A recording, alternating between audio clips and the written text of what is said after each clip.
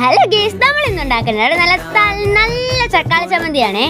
അതിനുവേണ്ടി ആദ്യം കുറച്ച് ഉള്ളി അരിയും പിന്നെ കുറച്ച് തക്കാളി. അത് കഴിഞ്ഞ് നമ്മൾ ചട്ടി ചൂടാക്കി അതിൻ്റെ അകത്തേക്ക് കുറച്ച് എണ്ണ ഒഴിക്കാം. എണ്ണ ഒന്ന് നന്നായിട്ട് ചൂടായിട്ട് വരുമ്പോൾ അതിൻ്റെ അകത്തേക്ക് കുറച്ച് കറിവേപ്പില ഇടാം. അത് കഴിഞ്ഞ് കുറച്ച് തുവരൻ പരിപ്പിടാം.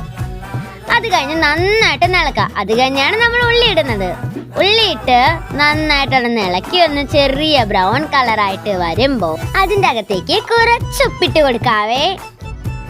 അത് കഴിഞ്ഞാൽ നന്നായിട്ടൊന്ന് ഇളക്കി കുറച്ച് മുളക് പൊടി നമുക്ക് ഇട്ട് കൊടുക്കാം. ആവശ്യത്തിനനുസരിച്ച് ഇട്ട് കൊടുക്കണേ. അത് കഴിഞ്ഞ് നന്നായിട്ടൊന്ന് വരട്ടി വരട്ടി വരട്ടി അതൊന്ന് ചുമന്ന കളറായിട്ട് വരണം. എന്നിട്ട് അത് വരുമ്പോൾ കുറച്ച് തക്കാളി ഇട്ട് കൊടുക്കാം.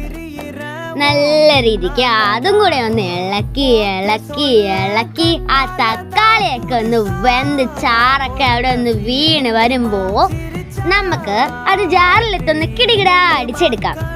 നിങ്ങൾക്ക് പുളി കുറേ വേണമെങ്കിൽ നാരങ്ങ പുഴിഞ്ഞ് വീട്ടണം. പുളി പുഴിഞ്ഞ് വീട്ടിയാലും മതി. ഇത് നമുക്ക് ഡിഷിന്റെ കൂടെയും കഴിക്കാം കേട്ടോ.